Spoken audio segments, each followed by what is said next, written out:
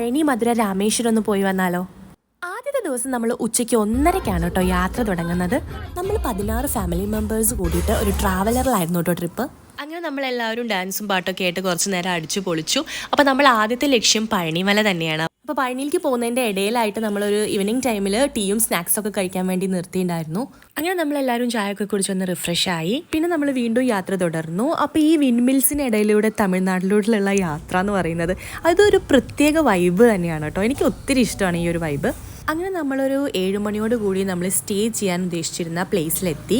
അന്ന് തന്നെ മല കയറണം എന്നായിരുന്നു നമ്മുടെ പ്ലാൻ ഉണ്ടായിരുന്നത്. പക്ഷെ നമ്മൾ എത്തി ഇനിയിപ്പോൾ ഫ്രഷ് ആയിട്ടൊക്കെ വരുമ്പോഴേക്കും ടൈം വൈകും, പിന്നെ അമ്പലം ക്ലോസ് ചെയ്യുമെന്നുള്ളതുകൊണ്ട് നമ്മൾ രാവിലെ പോയിട്ട് മല കയറാമെന്നാണ് വിചാരിക്കുന്നത്. അങ്ങനെ നമ്മൾ റൂമിലെത്തി. റൂമെല്ലാം നല്ല അടിപൊളിയായിരുന്നു. അങ്ങനെ കുറച്ച് നേരം റെസ്റ്റ് എടുത്ത് നമ്മളൊന്ന് കറങ്ങാൻ വേണ്ടിയിട്ട് പുറത്ത് പോവാണ് കേട്ടോ. മല കയറൽ രാവിലെ ആയതുകൊണ്ട് നമ്മൾ ഇന്നത്തെ ദിവസം രാത്രി നമ്മൾ താഴെയുള്ള സ്ഥലങ്ങളിലൊക്കെ ഒന്ന് കറങ്ങാമെന്ന് വിചാരിച്ചിട്ട് അവിടെ മൊത്തം ഒന്ന് കറങ്ങി നടക്കുക തന്നെയായിരുന്നു. പിന്നെ അതിൻ്റെ ഇടയിലാണ് നമ്മൾ ഫുഡ് കഴിക്കാൻ വേണ്ടിയിട്ട് പോയത്. അങ്ങനെ എല്ലാവരും വെജ് തന്നെയാണ് ഓർഡർ ചെയ്തത്. കാരണം നമ്മളിപ്പോൾ ടെമ്പിൾ വിസിറ്റുകളായതുകൊണ്ട് എല്ലാവരും വെജിറ്റേറിയൻ ഫുഡ്സ് തന്നെയാണ് കഴിക്കുന്നത്. പിന്നെ അവിടെ ഫ്രീ സർവീസായിട്ട് ഇതുപോലെ വണ്ടികൾ ഓടുന്നുണ്ട്. അപ്പോൾ നടക്കാൻ ബുദ്ധിമുട്ട് തോന്നിക്കഴിഞ്ഞാൽ നമുക്ക് ഇതുപോലെ വണ്ടികളിൽ കയറി പോവാട്ടോ. അപ്പം നമ്മൾ കുറച്ച് നേരം നടക്കും, പിന്നെ ഒരു മടുപ്പ് തോന്നിക്കഴിഞ്ഞാൽ ഇങ്ങനെ വണ്ടികൾ വിളിക്കും, അങ്ങനെ അതിൽ കയറിപ്പോവും.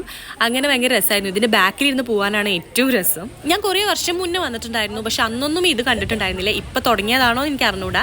ഞാനിപ്പോഴാണ് ഇതിൽ കയറുന്നത് ഫസ്റ്റ് ടൈം. അങ്ങനെ പിന്നെ നമ്മൾ കുറച്ച് ഷോപ്പിങ്ങിന് വേണ്ടിയിട്ട് ഇറങ്ങി. പിന്നെ അതിനിടയിൽ എന്തെങ്കിലുമൊക്കെ കുറിക്കണമല്ലോ എന്ന് വിചാരിച്ചിട്ട് നമ്മൾ ചോളം വാങ്ങി. ഇതുപോലെ ചൂട് ചോളത്തിൽ ഉപ്പും മുളക് പൊടിയൊക്കെ ഇട്ട് കഴിക്കാൻ വേണ്ടിയിട്ട് നല്ല ടേസ്റ്റാണ്. അങ്ങനെ നമ്മൾ അതും ഇതൊക്കെ കഴിച്ച് കുറേ നേരം തിരിഞ്ഞ് റൂമിലെത്തി ഫ്രഷ് ആയിട്ട് നമ്മൾ ഉറങ്ങാൻ പോവാണ് കേട്ടോ. അങ്ങനെ നെക്സ്റ്റ് ഡേ മോർണിംഗ് ആയി. 4 മണിക്ക് എഴുന്നേറ്റ് റെഡി ആയിട്ട് ഞങ്ങൾ റിസപ്ഷനിൽ വെയിറ്റ് ചെയ്യാണ് ബാക്കിയുള്ളവരെല്ലാം വരാൻ വേണ്ടിയിട്ട്. അങ്ങനെ നമ്മൾ മുല്ലപ്പൂ ഒക്കെ വാങ്ങാൻ നിൽക്കുകയാണ് കേട്ടോ. അപ്പോൾ തമിഴ്നാട്ടിൽ പോയി കഴിഞ്ഞാലേ നമ്മളിങ്ങനെ മുല്ലപ്പൂ ഒക്കെ ചൂടി നടക്കുള്ളൂ. അപ്പോൾ നമ്മളെന്തായാലും മലയിലേക്ക് കയറുന്നതിൻ്റെ മുന്നേ മുല്ലപ്പൂ വാങ്ങാമെന്ന് വിചാരിച്ചു. അങ്ങനെ നമ്മൾ മല കയറാൻ വേണ്ടി പോവുകയാണ്. അപ്പോൾ നമ്മുടെ ഫാമിലിയിലുള്ള കുറേ പേർക്ക് മല ചവിട്ടി കയറാനൊന്നും വയ്യാന്ന് പറഞ്ഞു. അങ്ങനെ അവർ ട്രെയിനിൽ പോകാൻ വേണ്ടിയിട്ട് നേരത്തെ തന്നെ പോയി. അപ്പം ഞങ്ങൾ കുറച്ച് പേര് മാത്രമാണ് മല ചവിട്ടി കയറാൻ വേണ്ടിയിട്ട് പോണത്. അങ്ങനെ മൊബൈൽ ഫോൺ റെസ്ട്രിക്റ്റഡ് ആയതുകൊണ്ട് നമുക്ക് മലയുടെ മുകളിൽ എത്തിയിട്ടുള്ളത് ഒന്നും എടുക്കാൻ പറ്റിയില്ല. അപ്പം നമ്മൾ താഴെ ഇറങ്ങി കേട്ടോ, നന്നായി പ്രാർത്ഥിച്ച് താഴെ ഇറങ്ങി. പിന്നെ നമ്മൾ ഫുഡൊക്കെ കഴിച്ചത് പുറത്തിറങ്ങിയപ്പോൾ ഈ ഒരു കാഴ്ചയാണ് കേട്ടോ കണ്ടത്. ശരിക്കും പറഞ്ഞു കഴിഞ്ഞാൽ ഇത് ബാലവേലയാണ്. ഇതിനെ സപ്പോർട്ട് ചെയ്യാൻ പാടില്ല എന്ന് തന്നെയാണ് എനിക്ക് പറയാനുള്ളത്. അങ്ങനെ കുറച്ചുകൂടി ചുറ്റിത്തിരുന്ന ശേഷം നമ്മളിതാ പഴനി വിടാൻ പോവുകയാണ്. അങ്ങനെ നമ്മുടെ റൂം വെക്കേറ്റ് ചെയ്യാണ്. Bye Palani, see you later. അങ്ങനെ ഇനി നമ്മൾ നേരെ പോകുന്നത് രാമേശ്വരത്തേക്കാണ് കേട്ടോ. അപ്പോൾ രാമേശ്വരത്ത് എത്തണമെങ്കിൽ കുറച്ച് അധികം മണിക്കൂറുകൾ തന്നെ വണ്ടിയിൽ ചിലവഴിക്കേണ്ടതുണ്ട്. അപ്പോൾ നമ്മൾ അതിനിടയിൽ ഇങ്ങനെ എവിടെയെങ്കിലുമൊക്കെ ആയിട്ട് നിർത്തും, ആർക്കെങ്കിലും വാഷ്റൂമിൽ പോകണമെങ്കിൽ പോവാം, അങ്ങനെയൊക്കെ ആയിട്ട്. അപ്പോൾ അതിനിടയിൽ ഇങ്ങനെ ട്രെയിൻ പോകുന്നത് കണ്ടപ്പോൾ ദിവക്കുട്ടിക്ക് കാണിച്ചു കൊടുക്കാൻ വേണ്ടി ഒന്ന് നിന്നതാണ് കേട്ടോ. പോകുന്ന വഴി ഉച്ചയ്ക്ക് നമ്മൾ മധുരയിൽ ഇറങ്ങിയിട്ടാണ് ലഞ്ച് കഴിച്ചത്. അങ്ങനെ നമ്മളൊരു വൈകുന്നേരം 4:45 ആയപ്പോൾ നമ്മൾ രാമേശ്വരത്ത് എത്തുകയാണ്. ഈ ഒരു കടലിൻ്റെ ഏരിയ കണ്ടപ്പോൾ തന്നെ ഭയങ്കര സന്തോഷം തോന്നിട്ടോ. പണ്ട് ഞാൻ 9ാം ക്ലാസ് പഠിക്കുമ്പോൾ വന്നിട്ടുണ്ടായിരുന്നു പഴനി, മധുര, രാമേശ്വരം ട്രിപ്പ്. പക്ഷെ അന്നൊന്നും എനിക്ക് അത്രയ്ക്ക് അങ്ങോട്ട് ഓർമ്മയില്ല ആ കാര്യങ്ങളൊന്നും. പക്ഷേ ഈ ഒരു ഏരിയ ഒക്കെ എനിക്ക് നല്ലോണം ഓർമ്മയുണ്ട്.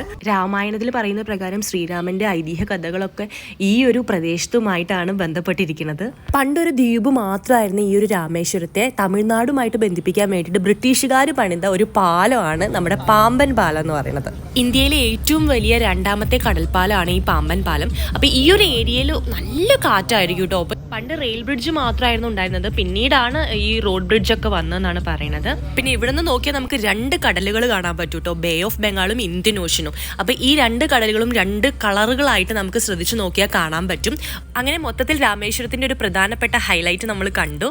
APJ അബ്ദുൽ കലാമിന്റെ ജന്മനാടായിട്ടുള്ള ഈ രാമേശ്വരത്ത് അദ്ദേഹത്തിന്റെ മെമ്മോറിയൽ ഉണ്ട് കേട്ടോ. അപ്പോൾ അതും നമ്മൾ കാണാൻ പോയി. അപ്പോൾ ഉള്ളിലേക്ക് ഫോൺ അലൗഡ് അല്ലാത്തതുകൊണ്ട് നമുക്ക് ഉള്ളിലുള്ള വീഡിയോസ് ഒന്നും എടുക്കാൻ പറ്റിയില്ല. നല്ലൊരു എക്സ്പീരിയൻസ് ആയിരുന്നു. നെക്സ്റ്റ് നമ്മൾ പോയത് വില്ലൂന്തി തീർത്ഥത്തിലാണ് കേട്ടോ. അപ്പോൾ ഈ ഒരു സ്ഥലത്തിന്റെ പ്രത്യേകത എന്താണെന്ന് വെച്ചാൽ ശ്രീരാമൻ സീതാദേവിനെ രക്ഷിച്ചു കൊണ്ടുവരുന്ന സമയത്ത് സീതാദേവിക്ക് ദാഹം തോന്നിയപ്പോൾ കടലിൽ നിന്നും വില്ലുകൊണ്ട് വെള്ളം എടുത്തു കൊടുത്തു എന്നാണ്, ശുദ്ധജലം എടുത്തു കൊടുത്തു എന്നാണ് പറയുന്നത്. അപ്പോൾ അതിൻ്റെ ബേസിലാണ് ഇവിടെ ഒരു കിണറുണ്ട് കേട്ടോ. അപ്പോൾ പൈസ കൊടുത്തു കഴിഞ്ഞാൽ ആ കിണറിൽ നിന്ന് വെള്ളമൊക്കെ നമുക്ക് കുടിക്കാം. ഉപ്പുരസം കുറവായിരിക്കും എന്നാണ് പറയുന്നത്. അപ്പോൾ ഞങ്ങളത് ട്രൈ ചെയ്തില്ല കേട്ടോ. ദിവക്കുട്ടി അപ്പോഴേക്കും താഴെ പോയിട്ട് അവൾക്ക് കടലിൽ ഇറങ്ങണം എന്നൊക്കെ പറഞ്ഞ് കളിക്കാൻ തുടങ്ങി. അങ്ങനെ അവസാനം അവളുടെ വാശിക്ക് നിന്നു കൊടുക്കുമായിരുന്നു. അതുകൊണ്ട് നമ്മളും അവിടേക്ക് ഇറങ്ങി കളിക്കുകയാണ് ചെയ്തത്. പിന്നെ അവിടെ ഇറങ്ങി വീഡിയോസും ഫോട്ടോസൊക്കെ എടുക്കുകയാണ് ചെയ്തത് കേട്ടോ. അതുകൊണ്ട് നമുക്ക് കിണറിൻ്റെ ഏരിയയിൽ പോയിട്ട് അവിടുത്തെ ഫോട്ടോസും വീഡിയോസും എടുക്കാൻ അങ്ങനെ പറ്റിയില്ല. അപ്പോൾ അവിടുത്തെ ഒരു അമ്പലവും ആ ഒരു കിണറുമാണ് ആ സ്ഥലത്തിൻ്റെ പ്രത്യേകത. പിന്നെ ഇതുപോലെ കടൽ വെള്ളം, അതും നല്ല രസമാണ്, ഒഴുക്കൊന്നും ഇല്ലാതെ. അങ്ങനെ നമ്മളിതാ നമ്മുടെ റൂമിലേക്ക് എത്തുകയാണ്. അപ്പോൾ രാത്രി നമ്മൾ ഫുഡൊക്കെ കഴിച്ച് റിലാക്സ് ആയി കുറച്ച് നേരമൊക്കെ അവിടെ കറങ്ങി. ഇനി നമ്മളിതാ നെക്സ്റ്റ് ഡേ മോർണിംഗ് ആയി നമ്മൾ അമ്പലത്തിലേക്ക് പോവാണ് കേട്ടോ. രാമേശ്വരം ക്ഷേത്രത്തിനെ പറ്റി പല ഐതിഹ്യ കഥകളും ഉണ്ട്. അതിൽ പ്രധാനപ്പെട്ടത് രാവണനെ വധിച്ച ശേഷം രാമൻ തിരിച്ചു വന്നപ്പോൾ ബ്രഹ്മഹത്യാ പാപത്തിന് പരിഹാരമായിട്ട് ശിവപ്രതിഷ്ഠ നടത്തിയതാണ്. അതായത് രാമൻ പ്രതിഷ്ഠിച്ചതാണ് അവിടുത്തെ ശിവപ്രതിഷ്ഠ എന്നാണ് പറയുന്നത്.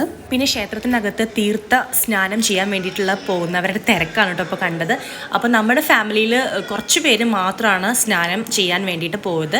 22 കിണറിലെയും വെള്ളം ബക്കറ്റ് വഴി തലയിലേക്ക് കോരി ഒഴിച്ചു തരുന്ന ഒരു രീതിയാണ്. അപ്പോൾ സ്നാനം ചെയ്യാൻ വേണ്ടിയിട്ടുള്ളവർ ആ ഒരു ക്യൂവിലേക്ക് പോയി. അപ്പോൾ ബാക്കിയുള്ള ഞങ്ങൾ ഈ ഒരു വഴി വരികയാണ് കേട്ടോ. അപ്പോൾ ഇവിടെ നടക്കാൻ ഒരുപാട് ഏരിയ ഉണ്ട്. അപ്പോൾ ഏഷ്യയിലെ തന്നെ ഏറ്റവും വലിയ ഇടനാഴികയാണ് രാമേശ്വരം ക്ഷേത്രത്തിൻ്റേതെന്നാണ് അറിയപ്പെടുന്നത്. അപ്പോൾ നമുക്ക് ഒത്തിരി നടക്കാനുണ്ട്.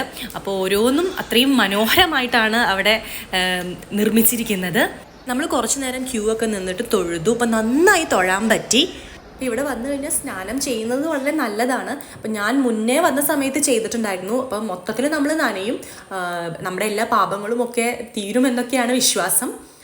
ശരിക്കും പറഞ്ഞു കഴിഞ്ഞാൽ ഇത്തരം ക്ഷേത്രങ്ങളിൽ വന്നു കഴിഞ്ഞാൽ നമ്മൾ ശരിക്കും അത്ഭുതപ്പെട്ടു പോകും. ഇവിടുത്തെ കൊത്ത് പണികളും ഓരോരോ ഇത്രയും എഫേർട്ട് എടുത്ത് പണ്ട് കാലത്തുള്ള ആളുകൾ ഇത്രയും നിർമ്മാണങ്ങളൊക്കെ ചെയ്തിട്ടുണ്ടെന്ന് ആലോചിക്കുമ്പോൾ ശരിക്കും പറഞ്ഞു കഴിഞ്ഞാൽ നമ്മൾ അന്തം വിട്ടു പോകും കേട്ടോ. നമ്മൾ മൊത്തം ചുറ്റി കാണുകയാണ് ചെയ്തത്. അപ്പോൾ ചില സ്ഥലങ്ങളിൽ ഫോൺ അലൗഡ് അല്ല എന്ന് എഴുതിയിട്ടുണ്ടായിരുന്നു. അപ്പോൾ അതുകൊണ്ട് നമുക്ക് അവിടുത്തെ ഒന്നും എടുക്കാൻ പറ്റിയില്ല, എല്ലാം കവർ ചെയ്യാൻ പറ്റിയില്ല, റിസ്ക് എടുക്കണ്ടെന്ന് വിചാരിച്ചു. പിന്നെ നമ്മൾ ഈ ഒരു ഏരിയയിലൊക്കെ നിന്ന് ഫോട്ടോസൊക്കെ എടുത്തു. പിന്നെ നമ്മൾ പുറത്തിറങ്ങി. അപ്പോൾ ഇതാണ് ഔട്ട്സൈഡിൽ നിന്ന് നമുക്ക് കാണാൻ പറ്റുന്ന ഒരു വ്യൂ.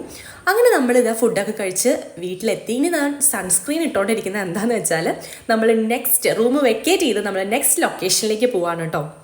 അപ്പോൾ ഇത് ഞാൻ കഴിഞ്ഞ തവണ വന്നിട്ട് എനിക്ക് പോകാൻ പറ്റാതിരുന്നൊരു സ്ഥലമാണ് ധനുഷ്കോടി. അപ്പോൾ ധനുഷ്കോടിയിലേക്ക് പോകാൻ എനിക്ക് ഭയങ്കര അധികം എക്സൈറ്റ്മെൻ്റ് ഉണ്ട്. ഇത് പ്രേത നഗരം എന്നാണ് അറിയപ്പെടുന്നത്. കാരണം ഇവിടെ 1964 ഒരു കൊടുങ്കാറ്റിനെ തുടർന്ന് ആകെ മൊത്തം ഈ ഒരു സ്ഥലം നശിച്ചു പോവുകയാണ് ചെയ്തത്. അന്ന് നശിച്ച ഈ ഒരു നഗരത്തിൽ പിന്നീട് ജനവാസം ഉണ്ടായിട്ടില്ല. ഇപ്പോഴും ജനവാസം ഉണ്ടായിരുന്നു നമുക്ക് മനസ്സിലാക്കി തരുന്ന കുറേ അവശിഷ്ടങ്ങൾ നമുക്ക് പലയിടങ്ങളായിട്ട് കാണാൻ പറ്റും. ധനുഷ്കോടി എന്ന് പറഞ്ഞാൽ ധനുസിൻ്റെ അറ്റം എന്നാണ് കേട്ടോ. ശ്രീരാമൻ പണ്ട് സീതാദേവിയെ കൊണ്ടുവരാൻ വേണ്ടിയിട്ട് സേതുബന്ധനം തീർക്കുന്നത് ഈ ഒരു സ്ഥലത്തു നിന്നാണ്.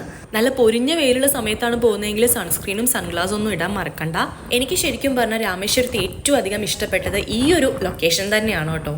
ഇപ്പം ഞാൻ നിൽക്കുന്നത് ഇന്ത്യയുടെ ലാസ്റ്റ് റോഡിലാണ് കേട്ടോ. അതായത് ഇതിനപ്പുറത്ത് ശ്രീലങ്കയാണ്. അപ്പോൾ ഈ ഒരു ഏരിയയാണ് ലാസ്റ്റ് റോഡ് വരുന്നത്.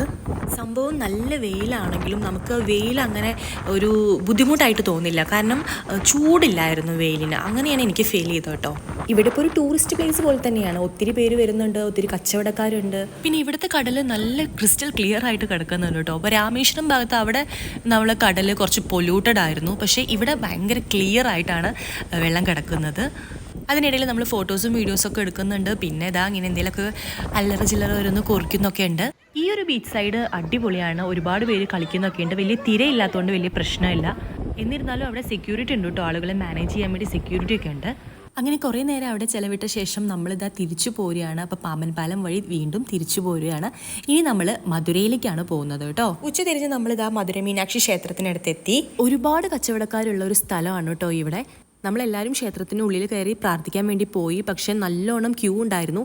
അപ്പോൾ ഡിവക്കുട്ടീനെ വെച്ചിട്ട് അത്രയും നേരം നിൽക്കുന്നത് ഞങ്ങൾക്ക് കുറച്ച് ബുദ്ധിമുട്ടായിരുന്നതുകൊണ്ട് നമ്മൾ തിരിച്ചു പോന്നു. അപ്പോൾ കുറച്ച് പേര് ക്യൂവിൽ നിന്ന് ഇറങ്ങി പോന്നു. ബാക്കി എല്ലാവരും അവിടെ തന്നെ നിന്നു കേട്ടോ. അവരൊക്കെ ഉള്ളിൽ കയറി തൊഴുന്നത് വരെ നമ്മൾ പുറത്തൊക്കെ കറങ്ങി നടന്നു.